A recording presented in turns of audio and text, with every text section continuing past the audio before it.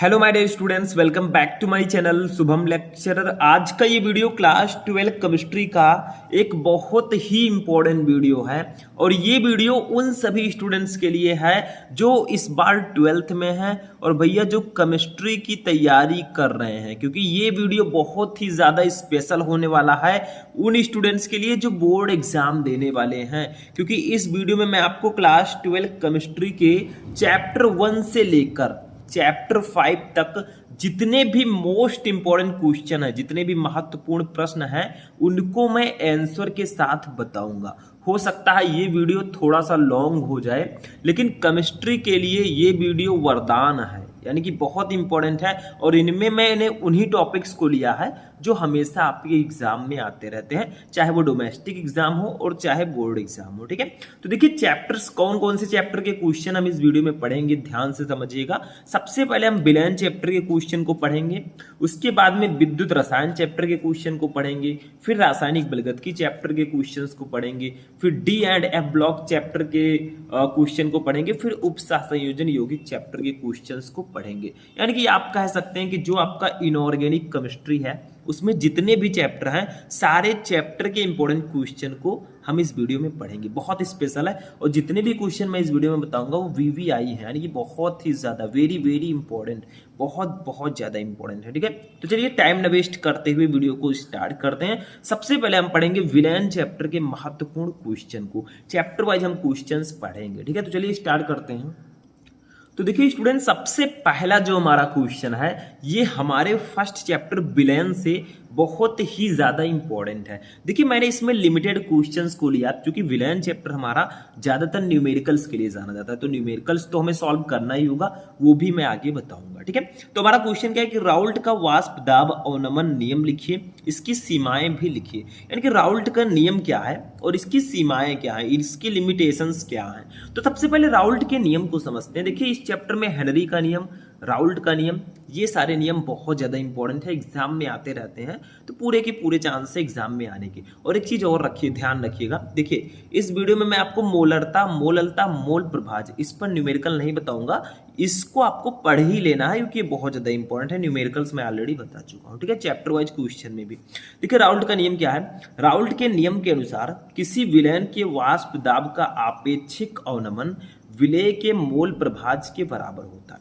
यानी कि राउल्ट जी ने बताया कि किसी विलयन के वाष्प दाब का आपेक्षिक अवनमन जो होता है वो विलेय के मोल प्रभाज के बराबर होता है। अब आपेक्षिक अवनमन का मतलब क्या होता है, देखिए यहाँ पर दो पॉइंट आपको समझना है। देखिए P माइनस पी एस, ठीक है, अपान P, ये है हमारे विलयन के वाष्प दाब का आपेक्षिक अवनमन। ये किसके बराबर होता है, ये मोल प्रभाज के बराबर होता है। मोल प्रभाज को हम लिख सकते हैं N1 अपान N1 प्लस N2। N1 क्या है, ये विलेय के मोलों की संख्या है, N1 है विलेय के मोलों की संख्या, N2 है विलायक के मोलों की संख्या। और आप सभी को पता है मोल प्रभाज क्या होता है, किसी विलयन में उपस्थित किसी अवयवी घटक के मोलों की संख्या और उस विलयन में उपस्थित टोटल मोलों की संख्या के अनुपात को ही हम विलयन का मोल प्रभाज कहते हैं। ठीक है, तो ये आपका फॉर्मूला होगा। यहाँ पर आपका आप जो है विलयन का मोल प्रभाज भी लिख सकते हैं। ठीक है, मैंने यहाँ पर N1 अपान N1 प्लस N2 लिख दिया है, मतलब विलेय के मोलों की संख्या अपान विलेय के मोलों की संख्या प्लस विलायक के मोलों की संख्या। और आप सभी को पता है कि हमारे विलयन में दो अवयवी घटक होते हैं, एक विलेय और एक विलायक। ठीक, तो मोल प्रभाज की परिभाषा क्या है कि विलयन में उपस्थित किसी एक अवयवी घटक के मोलों की संख्या और विलयन में उपस्थित कुल मोलों की संख्या के अनुपात को ही हम मोल प्रभाज कहते हैं। तो वही यहाँ पर लिखा है, ये होगा राउल्ट के नियम का फॉर्मूला। ठीक, अब बहुत सारे स्टूडेंट कहेंगे सर यहाँ पर स्मॉल p क्या है और स्मॉल पी एस क्या है। ठीक है, ये दो चीजें जानना बहुत जरूरी है। देखिए स्मॉल p जो है ये विलायक का वाष्प दाब है। ठीक है, विलायक का वाष्प दाब लिख देंगे, विलायक का वाष्प दाब, वाष्प दाब। ठीक है, और ये पी एस क्या है, ये विलयन का वाष्प दाब है, विलयन का वाष्प दाब। बहुत सारे स्टूडेंट सोच रहे होंगे अरे सर राउल्ट का नियम हमने दूसरी तरह से पढ़ा है। देखिए ये राउल्ट के वाष्प दाब अवनमन से संबंधित ये नियम है, ठीक है, समझ में आया। तो यही है राउल्ट का नियम। अगर आपसे कोई पूछे N1 क्या है, तो ये विलेय के मोलों की संख्या। आप चाहे तो N1 इक्वल टू लिख सकते हैं विलेय के मोलों की संख्या, N2 है विलायक के मोलों की संख्या, यहीं पर आप लिख सकते हैं, ठीक है। मैं लिख ही देता हूं N1 N2, ठीक। N1 आपका है विलेय के मोलों की संख्या, विलेय के मोलों की संख्या, और N2 हमारा है विलायक के मोलों की संख्या, विलायक के मोलों की संख्या, ठीक। ये बात ध्यान रखिएगा। तो यही है हमारा राउल्ट का वाष्प दाब अवनमन नियम, ठीक है। समझ में आया कि राउल्ट के नियम के अनुसार किसी विलयन के वाष्प दाब का आपेक्षिक अवनमन विलेय के मोल प्रभाज के बराबर होता है, ठीक है। तो विलेय का मोल प्रभाज है ये, क्योंकि यहाँ पर ऊपर विलेय के मोलों की संख्या और नीचे भी विलेय के मोलों की संख्या है, तो ये होगा विलेय का वाष्प विलेय का मोल प्रभाज, ठीक है। अगर मान लीजिए यहाँ पर N2/N1 प्लस N2 होता तो ये विलायक का मोल प्रभाज होता, ठीक है। समझ में आया। तो ये आपका राउल्ट का नियम हो जाएगा। लेकिन हमें एक चीज और लिखना है यहाँ पर, इसकी सीमाएं भी लिखनी है, लिमिटेशंस ऑफ राउल्ट्स लॉ, ठीक है। तो चलिए देखते हैं। तो देखिए राउल्ट के नियम की सीमाएं, लिमिटेशंस ऑफ राउल्ट्स लॉ, ठीक। राउल्ट के नियम की सीमाएं क्या है, यानी कि लिमिटेशंस होती हैं, जैसे हर एक चीज की लिमिट होती है, ठीक, सबकी लिमिट होती है। तो ऐसे इसकी भी लिमिट है कि आखिर ये कहाँ लागू होगा राउल्ट का नियम और कहाँ नहीं होगा, ठीक है। तो ये हमें सीमाएं में पढ़ना है। तो देखिए राउल्ट का नियम तनु विलयनों पर लागू होता है। सांद्र विलयन राउल्ट के नियम का विचलन प्रदर्शित करते हैं, यानी कि जो राउल्ट का नियम है ये तनु विलयनों पर लागू होगा, ठीक है। जो तनु विलयन है, तनु का मतलब जो पतले विलयन होते हैं जिसमें विलेय के मोलों की संख्या, विलेय की मात्रा कम हो, वो तनु विलयन होंगे, ठीक है। तो होता है सांद्र विलयन राउल्ट के नियम का विचलन प्रदर्शित करते हैं, ठीक। तो राउल्ट का नियम जो है ये सिर्फ तनु विलयनों के लिए लागू होता है, ठीक। और सांद्र विलयन राउल्ट के नियम का विचलन प्रदर्शित करते हैं। तनु को आप समझ सकते हैं, जैसे मान लीजिए एक गिलास पानी ले लीजिए, उसमें चीनी डाल दीजिए, ठीक है। तो जिसमें पानी ज्यादा रहेगा चीनी कम रहेगा तो आपको पतला दिखेगा वो, ठीक है, शरबत, तो वो तनु होगा। अगर मान लीजिए आपने पानी डाला, चीनी ज्यादा डाल दिया तो थोड़ा गाढ़ा हो जाएगा, तो गाढ़े को हम सांद्र बोल सकते हैं, ठीक है, कॉन्सेंट्रेट।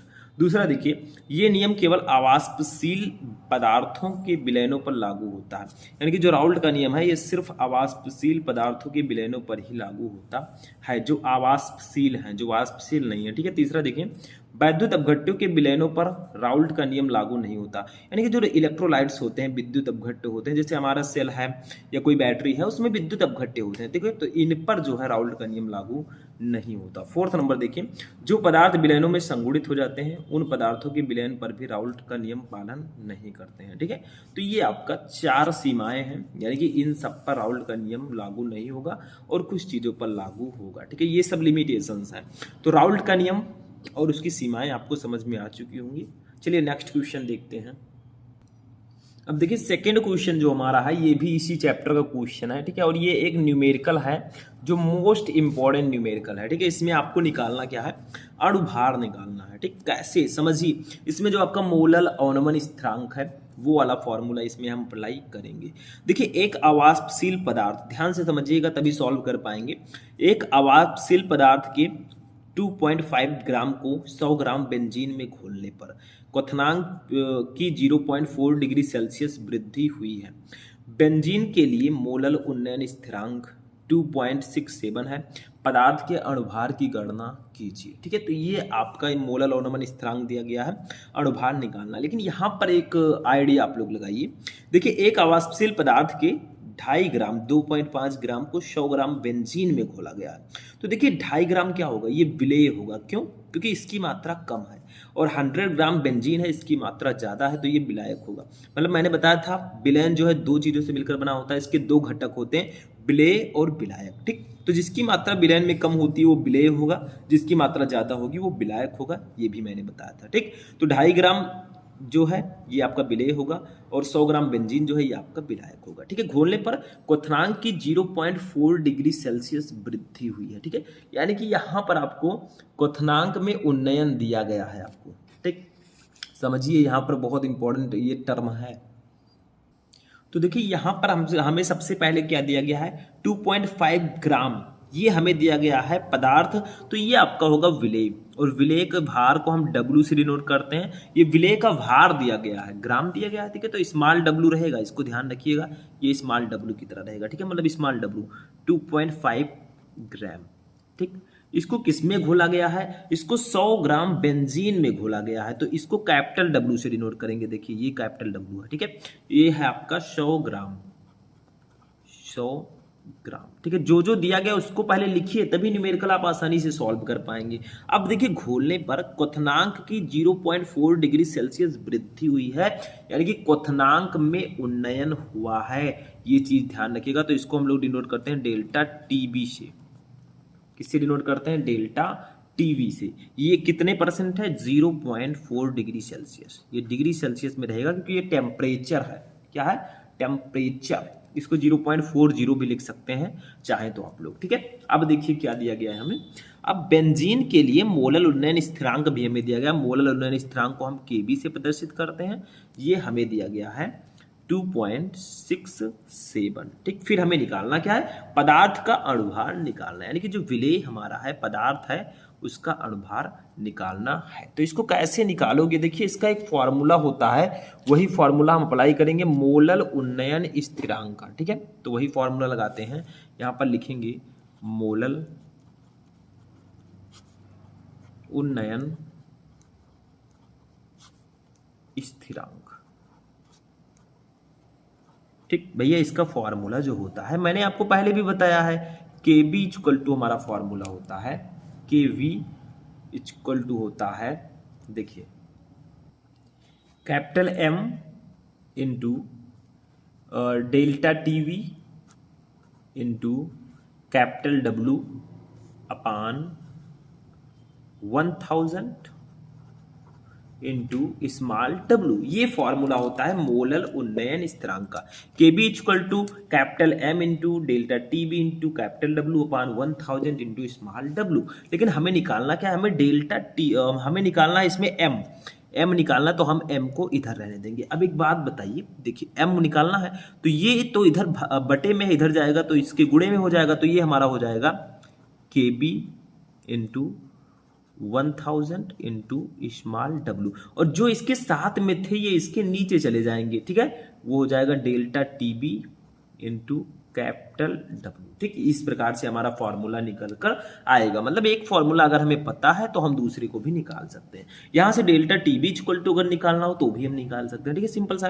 अब देखिए सबकी वैल्यू रखते हैं। केबी की वैल्यू कितनी है, ऊपर देखिए 2.67, तो इसको लिखेंगे 2.67 इंटू 1000 आपका ऑलरेडी है, इंटू स्मॉल डब्ल्यू की वैल्यू कितनी है, ऊपर देखिए ये 2.5, ठीक है, 2.5, इसको ऐसे लिख देंगे अपान डेल्टा टीवी की वैल्यू कितनी है ये भी जानना जरूरी है, 0.4 डिग्री सेल्सियस। तो इसको लिखेंगे 0.4 इंटू कैपिटल डब्ल्यू की भी वैल्यू दी गई है, देखिए 100 ग्राम, ठीक है। तो यहां पर लिख देंगे 100।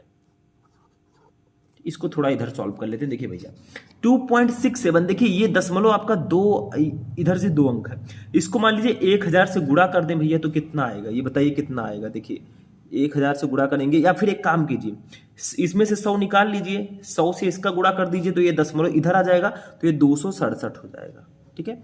अब इसमें से 100 हमने निकाला, अभी भी 10 है, 10 का 2.5 से गुणा करेंगे तो ये 25 आएगा। देखिए सॉल्व करने का सरल तरीका, अपान 0.4 है, इसका 100 से गुणा कीजिए तो ये आपका आएगा 40। कितना आ जाएगा, आप सभी को पता है कितना आएगा जी। देखिए 1 दशमलव से 1 जीरो एडजस्ट हो जाएगा और ये 40 हो जाएगा, ठीक। अब इसी को सॉल्व कर लेते हैं, हमारा आंसर आ जाएगा। अब देखिए m इक्वल टू हमारा आ जाएगा, देखिए यहाँ पर ध्यान दीजिएगा, 267 को जब हम 25 से गुणा करेंगे तो हमारा जो आंसर आएगा वो आएगा 6675 अपान 40 आपका ऑलरेडी है, ठीक है। अब गुणा कर दिया भैया, तो इसको डिवाइड भी हम ही को करना होगा, इसको डिवाइड कर दीजिए तो आपका अप्रॉक्स जो आंसर आएगा वो आएगा 166.875। देखिए भैया कैलकुलेशन तो आपको करना होगा, ठीक है। कैलकुलेशन तो मैं करूंगा नहीं, ना तो यहाँ करूंगा ना तो वहाँ करूंगा, ठीक है। आंसर मैंने बता दिया, कैलकुलेट आपको एग्जाम में करना होगा। तो ये आपका आएगा 166.875 ग्राम प्रति मोल, ठीक है।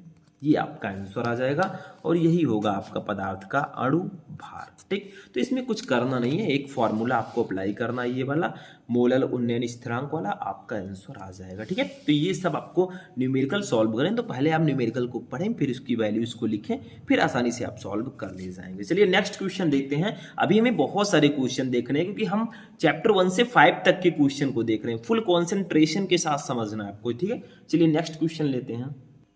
अब देखिए स्टूडेंट, जो हमारा थर्ड क्वेश्चन है ये थोड़ा सा डिफरेंट है, इसको समझना होगा क्योंकि यहाँ पर हमें मोलल अवनमन स्थिरांक निकालना है। कैसे निकालोगे? देखिए ध्यान दीजिए, उसी तरह है, थोड़ा सा चेंज है सिर्फ फॉर्मूले में। देखिए 2.25 ग्राम ग्लूकोज जिसका अणुभार 180, इसको 25 ग्राम जल में घोलने पर हिमांक में 0.93 डिग्री सेल्सियस की कमी होती है। यहाँ पर कमी हुई है भैया, जल के मोलल अवनमन स्थिरांक की गणना कीजिए। मतलब 2.25 ग्राम ग्लूकोज है, इसका अणुभार 180 होता है ग्लूकोज का। ठीक है, इसको 25 ग्राम जल में घोला गया, तो यहाँ पर भी हमारा जो 2.25 है ग्राम, ये विलेय होगा क्योंकि 25 ग्राम ज्यादा है कि ये ज्यादा है? बताइए आप लोग। ये 2 ग्राम है, 2.25, ठीक है, 2 से थोड़ा ज्यादा है, ये 25 ग्राम है, तो भैया ये ज्यादा होगा, तो ये हमारा विलेय होगा, ये विलायक होगा। ठीक, समझ में आया? विलेय का अणुभार भी हमें दिया गया है, हिमांक में कमी हुई है, मतलब हिमांक में अवनमन इसको बोलेंगे, ये 0.93 डिग्री सेल्सियस हुई है, तो जल के मोलल अवनमन स्थिरांक की गणना करनी है। तो देखिए सबसे पहले हम लिखेंगे विलेय का भार, इसको W से डिनोट करते हैं, सबको पता है स्मॉल w, इसकी वैल्यू है 2.25 ग्राम। ठीक, उसके बाद में है इसका अणुभार भी दिया गया है, m भी हमें दिया गया है, ये कितना दिया गया है? 180। देखिए ग्लूकोज हमारा विलेय है और इसका अणुभार भी दिया गया है, 180 दिया गया। ठीक, अब देखिए इसको 25 ग्राम जल में घोलने पर भैया यहाँ पर विलायक का भार भी दिया गया है क्योंकि ये हमारा विलायक होगा, 25 ग्राम है। ठीक है, ये हमें दिया गया है 25 ग्राम, इतना दिया गया है। अब देखिए घोलने पर हिमांक में 0.93 डिग्री सेल्सियस की कमी हुई है, मतलब हिमांक में अवनमन हुआ है, तो इसको हम लोग डिनोट करते हैं डेल्टा TF से। देखिए हिमांक में अवनमन को डेल्टा TF से करेंगे, क्वथनांक में उन्नयन अवनमन होगा डेल्टा TB से। ठीक, तो ये आपका हो जाएगा डेल्टा TF, ये हमें दिया गया है 0.93 डिग्री सेल्सियस। ठीक, इतनी चीजें हमें दी गई हैं। हमें फाइनली फाइंड आउट क्या करना है, हमें यहाँ पर निकालना है मोलल अवनमन स्थिरांक, इसको हम लोग डिनोट करते हैं KF से। ठीक, तो इसका फॉर्मूला डायरेक्टली मैं आपको बता देता हूँ, KF इक्वल टू क्या होगा? KF हमें निकालना है, KF इक्वल टू हमारा हो जाएगा, ध्यान दीजिएगा, ये होगा capital M into delta TF into capital W अपान 1000 इंटू स्मॉल w, मतलब उसी तरह रहेगा, बस फर्क क्या है दोनों में, यहाँ पर आपका KB के जगह पर KF है, डेल्टा TB की जगह पर TF है, बाकी सेम फॉर्मूला है। ठीक है, यहाँ पर आप लोग कैपिटल M इक्वल टू भी लिख सकते हैं, डेल्टा TF इक्वल टू भी फॉर्मूला लिख सकते हैं जैसे उसमें हमने लिखा था। ठीक, बस अब वैल्यूज को रख देंगे यहाँ पे। KF हमें निकालना, ये मोलल अवनमन स्थिरांक, इसका नाम लिख दीजिएगा मोलल अवनमन स्थिरांक। ठीक है, देखिए कैपिटल M की वैल्यू है 180, इसको लिखेंगे, डेल्टा TF की वैल्यू है 0.93, इसको लिखेंगे, इंटू कैपिटल W की वैल्यू है 25, इसको लिखेंगे, अपान 1000 आपका ऑलरेडी है, इंटू स्मॉल w है, इसकी वैल्यू है 2.25, ऊपर देख लीजिए, तभी लिखेंगे भैया, जब आप एकदम फिक्स कर लेंगे तभी हम लिखेंगे। ठीक, टेंशन मत लीजिएगा, नींद तो नहीं लग रही है किसी को? देखिए भैया जो सो गया, जो सोएगा वही खोएगा। ठीक है, मेहनत करना पड़ेगा, अब समय नहीं है, कर लो 3-4 महीने मेहनत, फिर आराम से जिंदगी जीना। देखो भैया यहाँ पर इसको कैसे सॉल्व करोगे? देखो 180 का गुणा हम 0.93 से करेंगे, गुणा करके देख लीजिएगा, आपका आएगा 167.4 इंटू 25 आपका ऑलरेडी है। अब एक बात बताइए, 2.25 है, ये 1000 है, दोनों का गुणा करेंगे कितना आएगा? देखिए ये 2 दशमलव हट जाएगा, 100 से एडजस्ट हो जाएगा, ये आपका आएगा 2250, आप करके देख सकते हैं। देखिए ये 2 अंक इधर है तो इसमें से 100 से गुणा करेंगे तो 225 आएगा, 10 बचेगा तो 2250 आ जाएगा। ठीक, अब इसको क्या करेंगे, थोड़ा सा और इजी करने का प्रयास करता हूं मैं न्यूमेरिकल को। 167.4 को 25 से गुणा करेंगे तो आपका आएगा ये लगभग 4175 डायरेक्ट आएगा। अपान 2250 आपका ऑलरेडी था। जब आप इसको कट करेंगे तो आपका आएगा 1.855555 ऐसे करके कुछ आएगा, ठीक है। तो इसको हम लिख सकते हैं के एफ इक्वल टू, देखिए हमारा आया ये 1.8555, लेकिन इसको थोड़ा शुद्ध करके लिखेंगे अगर जब हम, तो क्या हो जाएगा, देखिए के एफ इक्वल टू, देखिए इसको हम लिख सकते हैं 1.8, ठीक है। ये 5 है और अगर कोई गिनती है 5 है या 5 से ज़्यादा है तो इधर एक जोड़ दीजिए, ठीक है। ये 6 हो जाएगा, इतना हम लिखेंगे। इसका मात्रक होगा, ध्यान दीजिएगा, इसका मात्रक होगा केल्विन किलोग्राम प्रति मोल, ठीक है। और यही हमारा आंसर आ जाएगा, यही होगा के एफ यानी कि मोलल अवनमन स्थिरांक, ठीक। तो ये आप लोग बड़ी आसानी से निकाल सकते हैं। मैंने बता दिया कि अगर 2.25 ग्राम ग्लूकोज जिसका अणुभार 180 है, इसको 25 ग्राम जल में घोलने पर हिमांक में 0.93 डिग्री सेल्सियस की कमी होती है, तो जल के मोलल अवनमन स्थिरांक की गणना आपको करनी थी, तो वो आएगा आपका अप्रॉक्स 1.86 केल्विन किलोग्राम प्रति मोल। बस हो गया, ठीक। ये हमारे अभी फर्स्ट चैप्टर का ही क्वेश्चन था। अब हम देखेंगे अपने सेकंड चैप्टर विद्युत रसायन के महत्वपूर्ण प्रश्नों को, तो चलिए देखते हैं। अब देखिए स्टूडेंट, ये जो चौथा क्वेश्चन है ये हमारा विद्युत रसायन चैप्टर से है। वैसे इस चैप्टर में बहुत सारे इंपॉर्टेंट क्वेश्चन हैं। हमारा इलेक्ट्रोड है, इलेक्ट्रोड विभव है, मानक इलेक्ट्रोड विभव, फैराडे के विद्युत अपघटन के नियम, बहुत सारे टॉपिक हैं और मैं ये भी कहूँगा कि इनको पढ़ लेना, इलेक्ट्रोकेमिकल सीरीज, ठीक है, सारी चीज़ें पढ़ लेना। लेकिन कोलराउस का नियम जो है ये बहुत इंपॉर्टेंट है इस चैप्टर में, इसको जानना जरूरी है, लगातार आपके एग्जाम्स में आता रहता है। देखिए क्या है, इस नियम के अनुसार किसी विद्युत अपघट्ट की अनंत तनुता पर जो मोलर चालकता होती है इसके धनायनों तथा ऋणायनों की मोलर चालकताओं के योग के बराबर होती है। मतलब किसी विद्युत अपघट्ट की मोलर चालकता उसके धनायनों और ऋणायनों की मोलर चालकताओं के योग के बराबर होगी। बस हो गया, ठीक। जैसे देखिए, जैसे इसको हम लोग डिनोट करते हैं किसको, जो आपका मोलर चालकता है इसको हम लोग लैम्डा एम से डिनोट करते हैं, किससे, एम से। तो अनंत तनुता पर बोला जा रहा है तो यहां पर अनंत का चिन्ह लगाएंगे, ठीक है। अब मान लीजिए जो हमारा विद्युत अपघट्ट है वो HCl है, हाइड्रोक्लोरिक एसिड, ये भी एक विद्युत अपघट्ट है, ठीक है। तो विद्युत अपघट्ट है, ठीक। तो कहा गया है कि अनंत तनुता पर किसी विद्युत अपघट्ट की जो मोलर चालकता है वो इसके धनायनों और ऋणायनों की मोलर चालकताओं के योग के बराबर होगा। तो भैया इसकी जो मोलर चालकता होगी वो किसके बराबर होगी, इसका धनायन जो है H+, देखिए जब आप HCl का विद्युत अपघटन कराएंगे तो ये H+ और Cl- आयनों में टूट जाएगा, और हमारा दूसरा होगा Cl-, बस हो गया। यही बताया गया है हमारे कोलराउस के नियम में, ठीक है। मतलब अनंत तनुता पर किसी विद्युत अपघट्ट की जो मोलर चालकता होती है वो उसके धनायन और ऋणायन की मोलर चालकताओं के योग के, देखिए बीच में प्लस लगा है तो योग के बराबर होती है। बस हो गया, सिंपल सा है। और भी बहुत सारे टॉपिक हैं, मैं ऐसा नहीं कहूंगा, मैंने अभी पहले ही बताया कि मानक इलेक्ट्रोड विभव, मानक इलेक्ट्रोड विभव, फैराडे के विद्युत अपघटन के नियम तो बहुत ज्यादा इंपॉर्टेंट है। सारे टॉपिक्स हैं, उसको भी पढ़िएगा। इस वीडियो में मैंने भले ही ना लिया, अभी तो ट्रेलर है, आगे आगे मैं बहुत सारे क्वेश्चन आपको दूंगा, टेंशन मत लो, बस हमारे साथ बने रहो, हमारे फैमिली मेंबर की तरह हमारे साथ रहो, मैं आपको टॉपर बना के रहूंगा, ठीक है। तो ये आपका होगा कोलराउस का नियम। चलिए नेक्स्ट क्वेश्चन देखते हैं जो हमारे थर्ड चैप्टर रासायनिक बलगतकी से है। चलिए देखते हैं। तो स्टूडेंट देखिए हमारा 5 नंबर क्वेश्चन जो है, शून्य कोटि की अभिक्रिया से आप क्या समझते हैं, उदाहरण द्वारा समझाइए।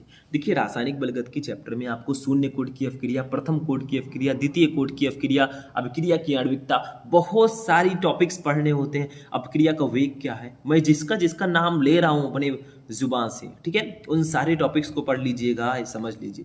शून्य कोटि की अभिक्रिया क्या होती है, उदाहरण सहित समझाइए।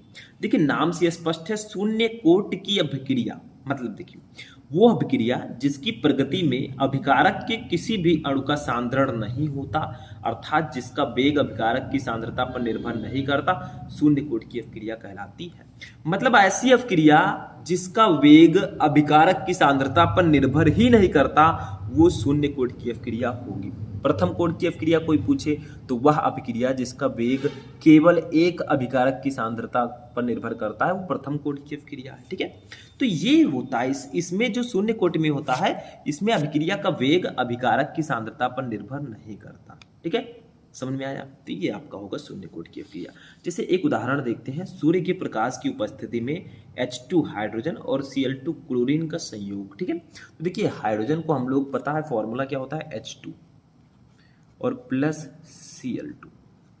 देखिए इन दोनों का हम रिएक्शन कराते हैं किसकी उपस्थिति में भैया, ऊपर लिख देंगे सूर्य के प्रकाश, सूर्य का प्रकाश। और एक चीज याद रखिएगा, जितनी भी अभिक्रियाएं सूर्य की प्रकाश की उपस्थिति में होती हैं वो अप्रॉक्स शून्य कोट की अभिक्रिया होती है, ऐसा माना गया। ठीक है, तो जब H2 और Cl2 का संयोग रिएक्शन कराएंगे सूर्य के प्रकाश की उपस्थिति में तो ये 2HCl बनेगा। देखिए इधर हाइड्रोजन 2 है, इधर भी 2 हाइड्रोजन है, इधर क्लोरीन 2 है, इधर भी क्लोरीन 2 है। ठीक है, तो ये शून्य कोट की अभिक्रिया होगी, क्योंकि इसमें जो है अभिक्रिया का जो वेग है, लिख देता हूं मैं, देखिए अभिक्रिया की कोट जो है वो अभिक्रिया के वेग पर डिपेंड करती है। ठीक है, तो अभिक्रिया का जो वेग है भैया वो जो है H2 पर डिपेंड नहीं करती, इसके घात 0 हो जाएगा, और Cl2 पर भी डिपेंड नहीं करती, इसके घात भी 0 हो जाएगा। ठीक, मतलब इस अभिक्रिया में अभिक्रिया का वेग अभिकारक की सांद्रता पर निर्भर नहीं करता है। तो भैया घातों के योग को ही हम अभिक्रिया की कोटि कहते हैं। इसके घात 0, इसके घात 0, तो 0 0 बन गए हीरो, मतलब दोनों 0 ही रहेंगे। तो ये हमारा 0 ऑर्डर रिएक्शन होगी, मतलब शून्य कोट की अभिक्रिया में अभिकारक का वेग अभिक्रिया का वेग अभिकारक की सांद्रता पर डिपेंड ही नहीं करता। ठीक, ऐसे प्रथम कोट की अभिक्रिया सारी चीजें आपको पढ़नी है। चलिए नेक्स्ट क्वेश्चन देखते हैं, इसी चैप्टर से है, बहुत ज्यादा इंपॉर्टेंट क्वेश्चन है, चलिए उसको देखते हैं। अब देखिए स्टूडेंट, जो हमारा 6 नंबर क्वेश्चन है, that's a most important question for your board exam. अभिक्रिया की कोटि और आणविकता को समझाइए। अभी मैंने बताया कि अभिक्रिया की कोटि क्या होती है, लेकिन इसको डीपली समझाना है कि अभिक्रिया की कोटि और आणविकता क्या होती है। तो देखिए दोनों में डिफरेंस है। अभिक्रिया की कोटि जो है, किसी रासायनिक अभिक्रिया में, पहले अभिक्रिया की कोड पढ़ते हैं, किसी रासायनिक अभिक्रिया में भाग लेने वाले पदार्थों के अणुओं की वह संख्या जिनका सांद्रण अभिक्रिया की प्रगति में परिवर्तित होता है, अभिक्रिया की कोटि कहलाती है।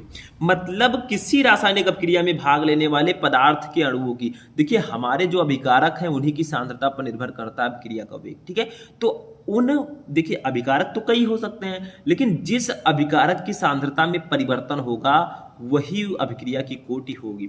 तो किसी रासायनिक अभिक्रिया में भाग लेने वाले पदार्थों के अणुओं की वह संख्या जिनका सांद्रण अभिक्रिया की प्रगति में परिवर्तित होता है, अभिक्रिया की कोटि कहलाती है। मतलब मान लीजिए 2 अभिकारक हैं और अभिक्रिया होती है, उसमें से एक ही की सांद्रता में परिवर्तन होता है तो वो प्रथम कोटि की अभिक्रिया होगी। अगर दोनों में हो रहा है तो द्वितीय कोटि की अभिक्रिया होगी। आणविकता क्या होती है, मतलब अभिकारक, जितने भी अभिकारक भाग ले रहे हैं उन्हीं की न्यूनतम संख्या को हम अभिक्रिया की आणविकता कहते हैं। ठीक, तो कोटि को हम थोड़ा उदाहरण के साथ समझते हैं, क्योंकि जब तक एग्जाम्पल नहीं समझेंगे भैया मजा कहाँ आएगा। ठीक है, तो उदाहरण, ठीक, इसमें उदाहरण एक हम लेते हैं अपनी तरफ से, थोड़ा अच्छा वाला एग्जाम्पल। देखिए कौन सा एग्जाम्पल ने बताइए आप लोग। देखिए ये हमारा है CH3COO C2H5 एथिल एसीटेट। ठीक, ये आपका हो गया। समझ में आ रहा है कि नहीं आ रहा है? इसकी अभिक्रिया हमने करा दी NaOH से, सोडियम हाइड्रोक्साइड से। ठीक, देखिए दोनों का रिएक्शन मैं करा रहा हूँ। ठीक, ध्यान दीजिएगा, प्रयोगशाला में बैठे हम लोग। ठीक, अब देखिए भैया जब इनका रिएक्शन कराएंगे तो देखिए ये CH3COO जो है ये Na को अपने पास बुला लेगा, आओ भैया हमारे घर में थोड़ी देर रुको। तो CH3COO Na भैया ने प्यार से अपनी तरफ ही कर लिया इसको। ठीक है, और बचेगा क्या हमारा, देखिए C2H5OH बचा, इसको ऐसे लिख देंगे C2H5OH। तो देखिए अभिक्रिया का वेग जो होता है वो अभिकारक की सांद्रता पर निर्भर करता है, उत्पाद से हमें कोई मतलब नहीं है। ठीक है, ये हमारा एथिल एसीटेट है, ये सोडियम हाइड्रोक्साइड, ये सोडियम एसीटेट है, और ये हमारा एथिल अल्कोहल है। नाम मैंने बता दिया, लेकिन नाम में क्या रखा है, हमें तो इसकी कोटि निकालनी है। देखिए अभिक्रिया की कोटि क्या होगी। ठीक है, अभिक्रिया का वेग निकाल लेते हैं पहले। अभिक्रिया का वेग निकाल लेंगे तो अभिक्रिया की कोटि भी निकाल लेंगे। अभिक्रिया का वेग, तो देखिए यहां पर क्या होगा, देखिए ये आपका हो जाएगा, देखिए CH, इसमें जो है दोनों अभिकारक, जब ये अभिक्रिया होती है एथिल एसीटेट की, जब सोडियम हाइड्रोक्साइड से अभिक्रिया होती है तो दोनों की सांद्रता में परिवर्तन होता है, इसीलिए हम लिखेंगे CH3COO C2H5 और इसके ऊपर घात लगाएंगे 1। ऐसे NaOH दोनों की सांद्रता में परिवर्तन हो रहा है तो इसके ऊपर घात लगाएंगे 1। अब अभिक्रिया की कोटि कितनी होगी, घातों का योग होता है ठीक है। तो घात 1 और 1 है तो इसकी कोटि कितनी होगी अभिक्रिया की कोटि, ठीक है।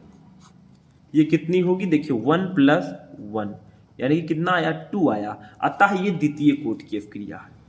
अतः ये द्वितीय कोटि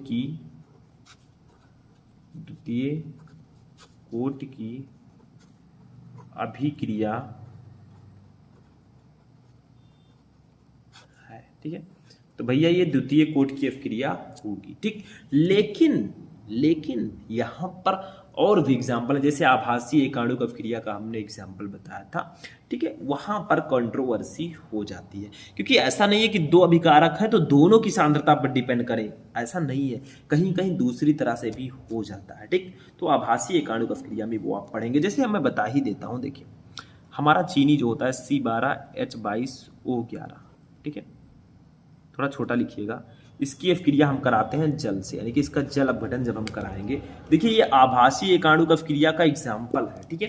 तो हमारा बनेगा ग्लूकोज फ्रक्टोज में टूट जाएगा C6H12O6 + C6H12O6, ठीक। तो इसमें जो अभिक्रिया का वेग होगा वो केवल शर्करा की सांद्रता पर डिपेंड करता है, जल से कोई मतलब नहीं है। तो ये हमारा देखिए इसमें अभिक्रिया का वेग कैसे निकालोगे, अभिक्रिया का वेग, ठीक। अभिक्रिया का वेग इसमें कैसे निकालोगे, K C12H22O11 इसके ऊपर 1। बाकी जल की सांद्रता पर अभिक्रिया का वेग इसमें डिपेंड नहीं करता, इसीलिए इसके घात 1 है। तो ये प्रथम कोटि की अभिक्रिया होगी, जबकि दिखने में लग रही है कि द्वितीय कोटि की होगी, लेकिन ये गलती मत करिएगा, क्योंकि जिसकी सांद्रता में परिवर्तन होगा अभिक्रिया में, उसी को हम अभिक्रिया के वेग में लेंगे। तो ये प्रथम कोटि की अभिक्रिया है। तो यही गलती कहते हैं, ये आभासीय एकाणुक अभिक्रिया का भी एग्जाम्पल है, ठीक है, अभिक्रिया है। तो ये आपका हो जाएगा आंसर, ठीक। लेकिन अभी तो हमने अभिक्रिया की कोटि पढ़ी है, आणविकता को पढ़ते हैं। आखिर आणविकता क्या है, व्हाट इज मॉलिक्यूलरिटी, ठीक, ऑफ रिएक्शन। चलिए देखते हैं।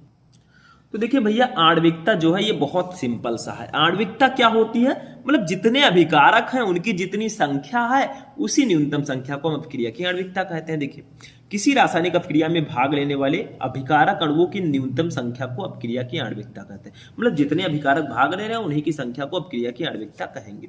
जैसे अमोनियम नाइट्राइड, एग्जाम्पल समझ, उदाहरण, अमोनियम नाइट्राइड को गर्म करने से होने वाली अभिक्रिया में अमोनियम नाइट्राइड का एक अणु भाग लेता है, अतः इसकी आणविकता 1 है। जैसे देखिए एग्जाम्पल कैसे समझेंगे, अमोनियम नाइट्राइड का फॉर्मूला होगा NH4NO2, ठीक। इसको जब हम रिएक्ट कराएंगे तो ये हमारा बनेगा 2H2 बन जाएगा जल, और प्लस N2 यानी कि नाइट्रोजन गैस बनेगा, ठीक। तो इसमें देखिए अभिकारक का सिर्फ एक ही अणु है। अगर यहाँ पर 2NH4NO2 होता तब ये द्विआण्विक अभिक्रिया होती, अगर 3NH4NO2 होता तब ये त्रिआण्विक अभिक्रिया होती, लेकिन यहाँ पर सिर्फ NH4NO2 है। तो जितने अभिकारक होंगे, जितनी संख्या होगी, वही अभिक्रिया की आणविकता होगी। अतः ये एकाणुक अभिक्रिया है, एकाणुक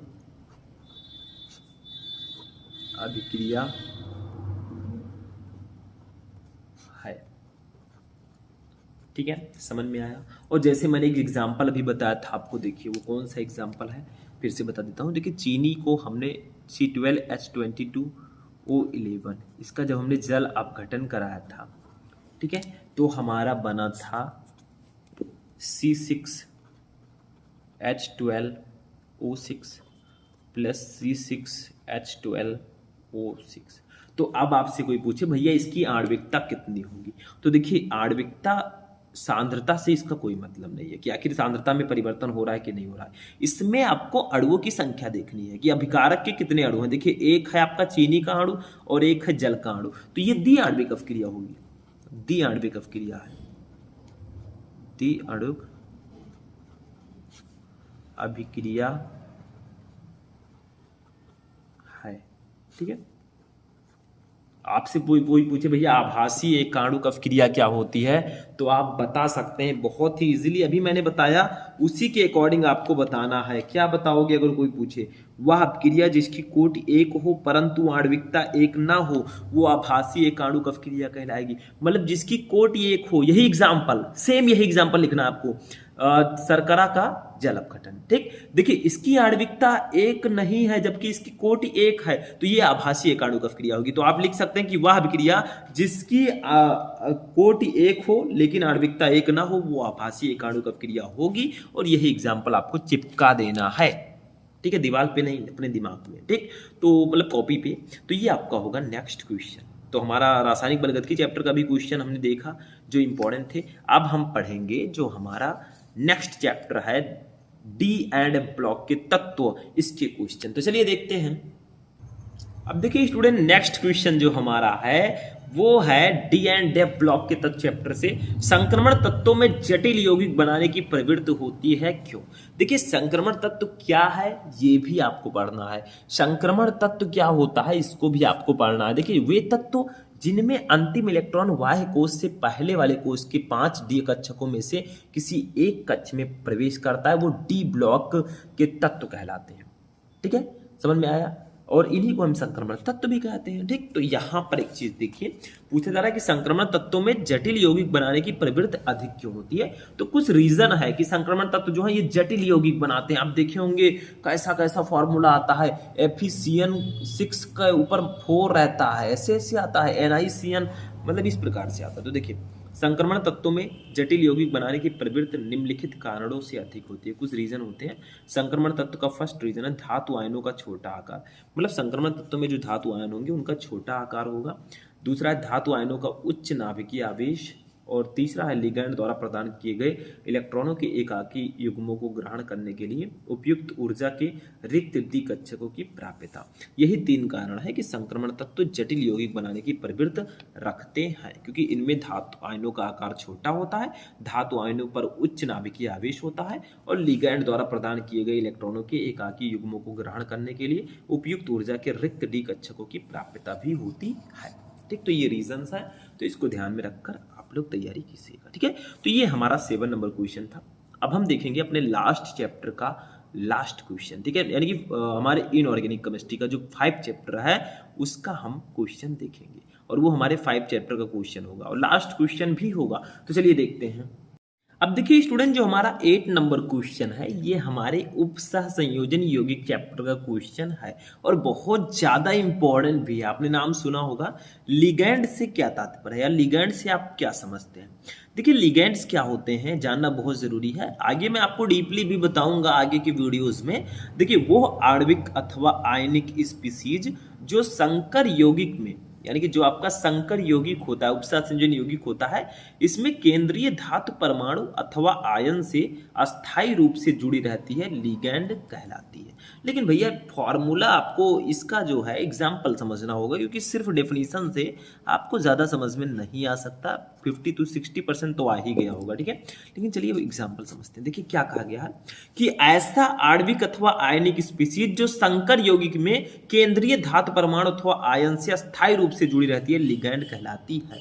जैसे एक मैं उपसह संयोजन यौगिक का नाम लिखता हूं K4FeCN6, ठीक है, नाम तो सुना ही होगा आपने इसका, ठीक।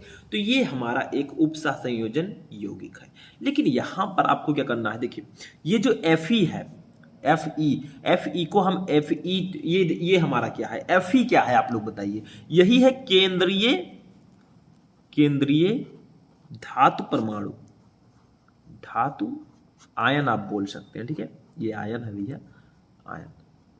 तो केंद्रीय धातु आयन हमारा यही है Fe को देखिए हम Fe2+ लिखते हैं, ठीक है। तो ये हमारा केंद्रीय धातु आयन है। और Cn क्या है, ये यही हमारा लिगैंड है। देखिए ये हमारे केंद्रीय धातु आयन से अस्थायी रूप से जुड़ी हुई है। देखिए FeCN का होल 6, इसी को हम बोलते हैं लिगैंड। तो वह स्पीसीज, वह आणविक आयनिक स्पीसीज जो संकर यौगिक से में केंद्रीय धातु परमाणु अथवा आयन से अस्थायी रूप से जुड़ी हो। देखिए आपका ये एक संकर यौगिक है, एक उपसंयोजन यौगिक है। इसमें जो केंद्रीय धातु परमाणु है इससे अस्थायी रूप से हमारा लिगैंड जुड़ा होता है। लिगैंड हमारा CN है, ये हमारा क्या है, लिगैंड है, लिगैंड CN, ठीक,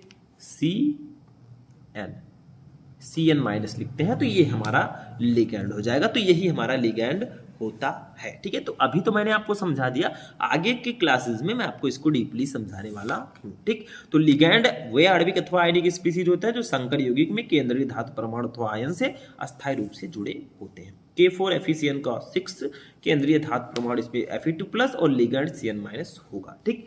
तो आज का ये क्लास हमारा यहीं पर फिनिश होता है।